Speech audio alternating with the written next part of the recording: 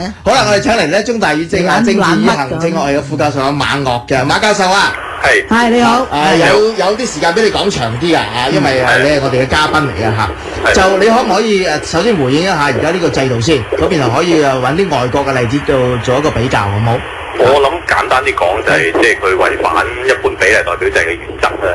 因為我諗即係林瑞良嗰個講法係誤導嘅，其實因為即係西方其實一般用比例代表制咧，其實都係如果譬如有人去世或者辭職咁樣，咁佢都係自己嗰個政黨嘅名單後邊嗰個補上去。咁大件啊！咁就而唔係求其，即係睇下邊個即係因為比例代表制嘅原則就係好簡單，即係話你有1成選票，你就應該有1成議席，2成選票就有2成議席。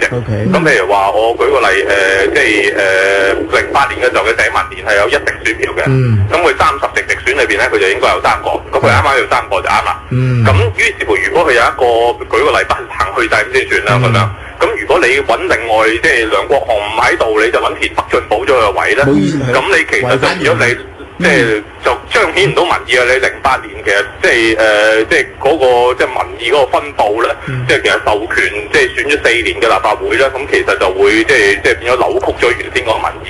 咁呢個我諗其實係即係外國通常用比例代表制底下最重要嘅原則。即係所以話就唔係話求其揾一個後邊嗰個人補嘅，即係話而係即係你自己政黨嗰個人，譬如你如果真係某個人不幸去世咁樣，你可能即係通常係兩類啦，一類就係即係政黨自己去提名嗰個人補上去。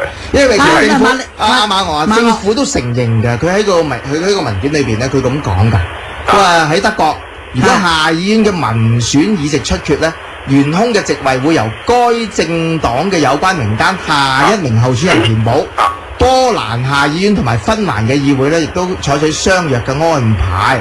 咁其實佢係好清楚嘅喎，佢唔係求其揾個名單嘅喎，揾嗰個政黨睇下個名單喎。阿馬岳，但係點樣避免啲人 manipulation 攞嚟玩？即係話我咧就辭職，但我或者我係好出名嘅，我就即係排頭位，我就咧就帶住一條隊就選咯嚇，咪好多票啦咁樣。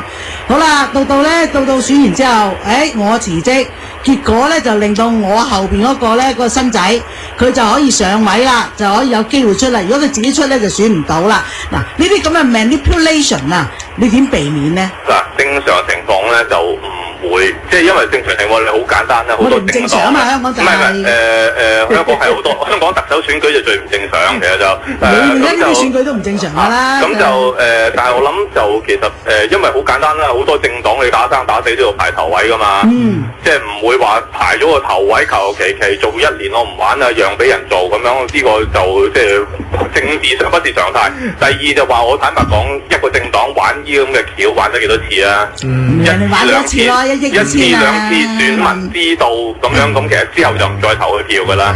咁我諗呢個即係我諗呢個其實就尤其是如果喺外國嘅例子，你幾百人嘅話咧，你用政黨名單幾十人咧，其實就個人嗰因素係唔係咁重要嘅。即係比例代表制個概念其實就係你投政黨名單。咁我哋又唔係成熟政黨喎。你咁樣搞法，梗係唔會成熟政黨啦，因為你即係你咁樣。唔係因為咁搞法，而嗰班政黨唔成熟，即係因果嘅關係。我覺得唔係嘅，我覺得係即係政府97之後用比例代表制，但係好多其實喺即係外國用比例代表制底下會去即係強化政黨嘅一啲嘅配套安排咧，佢係特登唔做嘅。咁你講埋先。咁就於是乎就你跟住即係譬如外國好多國家咧。係比例代表制底下係唔俾獨立嘅候選人參選嘅。咁你就即係你就唔會出現譬如話一個人參選咁樣咁嘅情況出現啦。咁你就真係你要即係逼咗從政嘅人要組織政黨啊，加入政黨啦。咁但係呢類嘅安排，即係政府又唔會去做，因為佢政府本身就並不鼓勵政黨政治。咁然後就倒果為因地就話，因為政黨不成熟，所以唔應該民主化。咁我覺得呢個就比較過分嘅。我哋要講法。請教嘅。喺理論上咧，我遞補嗰個人咧，可能會係極低票嗰條隊。喺理論上啊，咁啊，頭先個聽眾問咗個問題啊，佢連呢個可能攞翻呢個選舉經費嘅上限啊，都未得，就可能已經入咗議會㗎啦，咁有機會，係咪會咁㗎？嗱，邏輯上就而家都有可能嘅，即係話而家都有可能嘅。咁但係我諗個焦點唔係嗰度嘅，即係話焦點咧就係你如果你選5個位，你排第6，你就係輸噶嘛。係啊。你唔係替補 waiting list number 1啊嘛。即係我哋選舉嘅邏輯就係話你選區議員，你排第2你就係輸啦。你就係輸咗個選舉，即係話民意你冇足夠嘅民意支持去做議員啦。咁就唔存在話原來你唔足夠民意支持做議員，不過前面嗰個香咗，咁你又可以熟到上去啊咁樣。咁就呢個唔係好合理嘅，因為我諗即係譬如舉個例，我新界東咁樣，咁我就諗得好辛苦，投得好辛苦，就然後諗下屋企點樣配票，就係想田北俊選唔到。咁然後你跟住之後話任何一個人有咩冬瓜豆腐嘅話，田北俊就替補啦咁樣。咁呢個原先即係嗰啲大量即係冇投到去票嗰啲民意，所以你咪話啦，你又配票咯，即係所以無論點都有人喺度咧 manipulate 㗎啦。配票唔係 manipulate。會㗎啦，係咧，屋企自己配票都 manipulate 㗎嘛。係 manipulate 你點理解啊？我諗劉小姐用 manipulation 嗰個字個定義好廣泛嘅，我有概括好多投票行為嘅嚇。我哋中國人比較少投票啊，所以唔係好明。唔係啊，你外國研究投票都係話咁樣，你明唔明啊？即係有咁嘅配票就唔係等於操控嚟嘅，配票就係自己屋企，譬如有4票，係咪啲票嚟嘅？係將個即係唔係我用經濟學嚟講咧，就唔係 review 一個人嘅 true preference 嘅。個阿媽阿爸同個仔個女。好多呢啲咁樣嘅學術著作㗎啦，關於 strategic voting，你唔好話俾我聽。你係政治學者，不如理解下。我都讀過好多呢啲書啦。劉佩瓊，一係咁啦，俾阿馬岳2分鐘解下咩叫配票俾我哋。唔係劉佩瓊嗰個做法同林瑞麟嘅做法係好類似嘅，就係亂講一啲唔知係咩嘢嘅嘢，令到啲嘢好混亂。咁等到市民即係將啲名詞亂講一通。strategic voting 係真係好多學術著作喺度研究㗎嘛。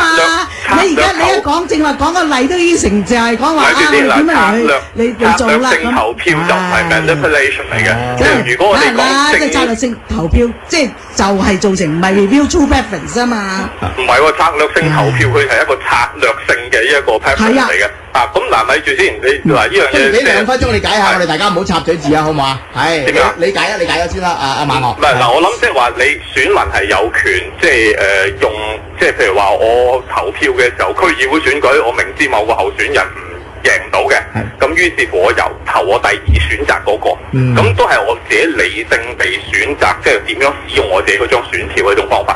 咁呢種我哋即係概念上我哋叫做策略性投票，但係唔係操控，即係 manipulation 嘅意思係操控，有人操控咗啲選舉，即係譬如話你買票啊，你又插我啦，你又唔俾我講啦，2分鐘，咁就即係。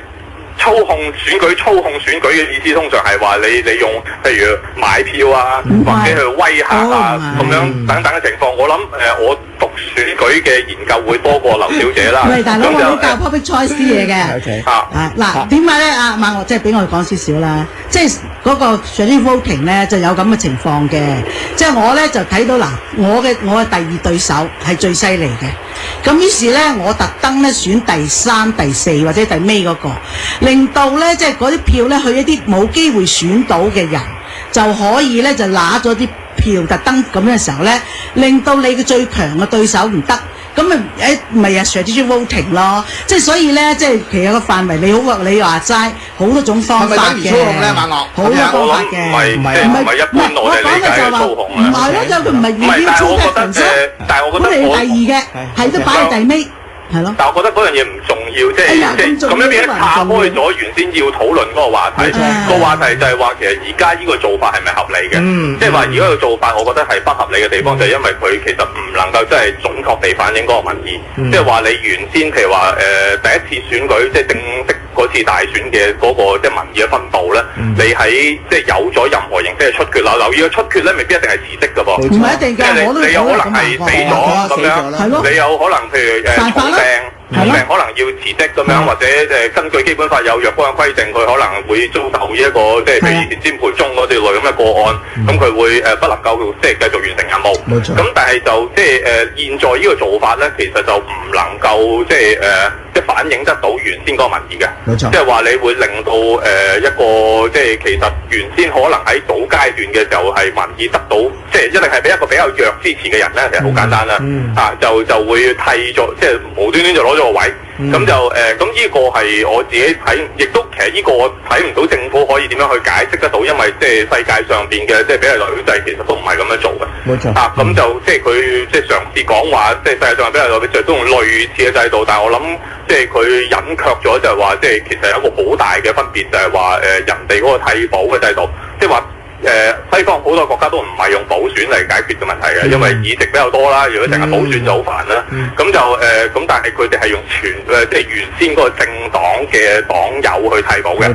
咁就呢個我相信就比較合理，同埋比較即係可以反映翻嗰個即係原先嗰個民意嘅分佈啦。好，我哋今日就多謝你馬岳咧係中文大學政治與行政學系嘅副